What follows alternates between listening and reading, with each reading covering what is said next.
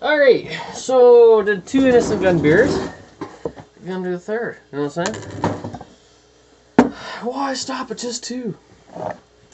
Okay, so this is the Scotch Whisky Porter. I've had it before. Wasn't real thrilled with it, so I may as well drink it. 7.4% alcohol. Our porter has been aged over oak infused with fine Scotch whiskey, which has been given its unique depth and complexity. The malts we have imparted rich, blah, blah, blah. Okay. Let's drink it. Alright. Epic pour.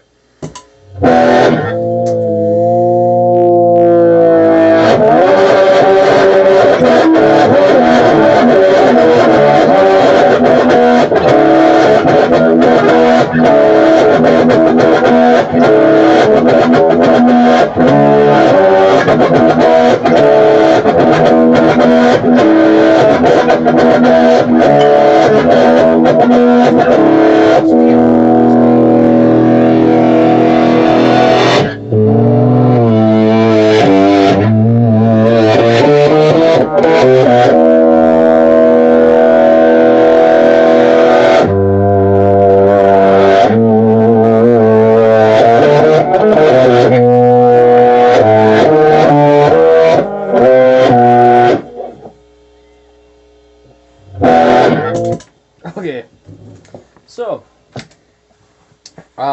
wasn't a big fan of this, but I'm a bigger fan of this than the Tree Kill Porter. the Tree Kill Porter, which is this one, is brewed with molasses. It smells very similar in some ways.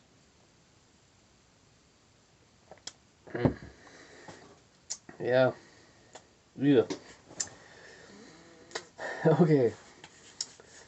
It's got like a nice, rich, full finish, big time, but it's heavy, sweet,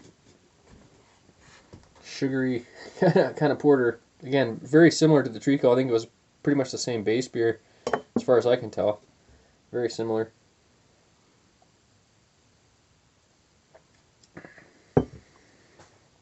Huge sweet finish. You know, you're getting porter, dark grains off the beginning, and then huge sweet, big finish, which doesn't last very long. Not even a real huge aftertaste.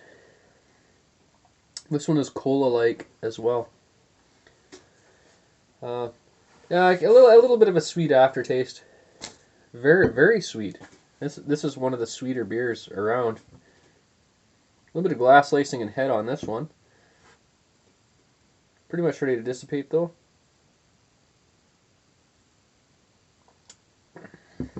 Yes, very similar to the Treacle Porter. Oh, wait a minute. Oh, they're both purple. It looks red, but they're actually purple labels. So the Treacle Porter was 7.4, and this one's 7.4. Odd. Considering the molasses that was put into this one, you think you get a higher ABV or whatever. But this one's infused with Scotch Whisky. The chances of them both landing at 7.4, I mean, that's pretty crazy that they both ended up at exactly 7.4. I just did the Innis Gunn Bourbon Pale Ale, which came in at 6%, which I liked a lot.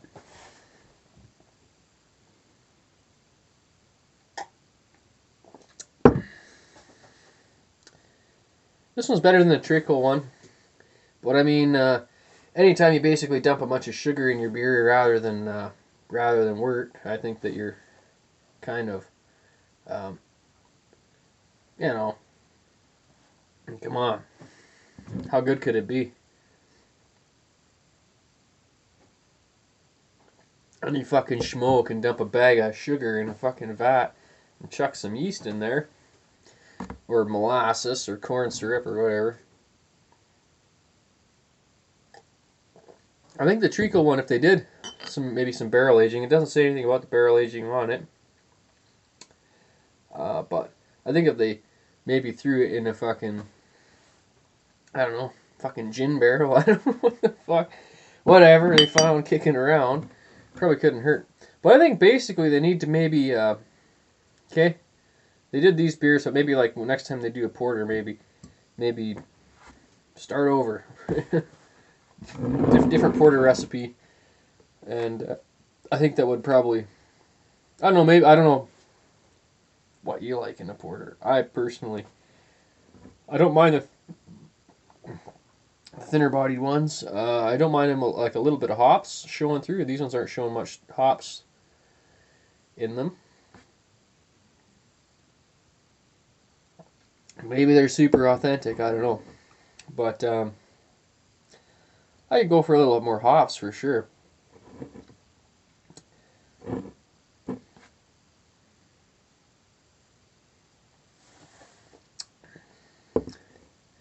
Just have that kind of, as far as a Scotch is concerned, you're picking that up. You're picking up the oak, and when it comes to Scotch, I'm not way into Scotch at all.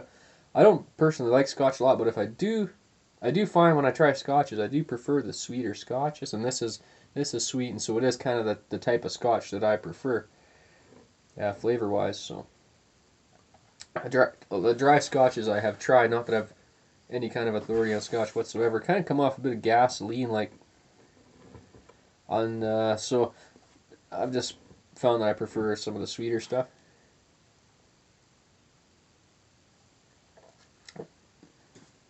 Up till now. But I don't buy Scotch. People give me Scotch once in a while, Some of it's quite expensive Scotch. Take their eyedropper out and they drop it in the. Try this.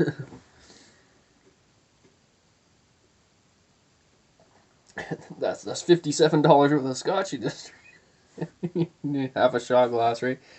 But whatever. People do that. I'm not one of those people. But I do like Innis Gunn beers. Definitely enjoy trying their products. A lot of them I really like a lot. So I just found that the two porters in this case have not been my bag personally. I don't know, maybe you guys like them. So, feel free to leave comments. Ream a hole in my ass over this if you think that this is the best porter in the world or whatever. I actually do prefer the Scotch Whisky one over the Treacle one, which I didn't think I would, but I do. And as far as porters are concerned, this is definitely a little bit lower down, but I kind of, it's warmed up a lot. I kind of see what they're doing. There's a lot of flavor in this. This is a new batch than the one I did try previously. I'm sure because that was a while ago. So yeah, this one it's not horrible. This one, the Treacle was kind of horrible. I would have to give this a solid 8. The Treacle I give 7. This is kind of like in the nuttier, roastier, sweeter porter genre.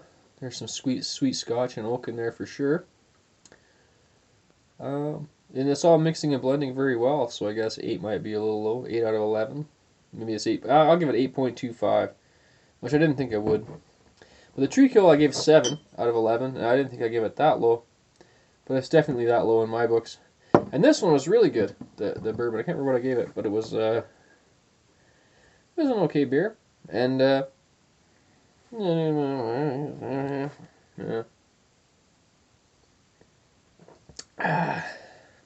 I'm liking this the more I drink it, getting a little more accustomed to it. Well, I think that's the thing with Scotch is, I just don't even want to get into Scotch. But the people I know that like it love it. You know what I mean? So. Yeah, this is getting quite interesting as it warms up. It's opening up, uncarbing.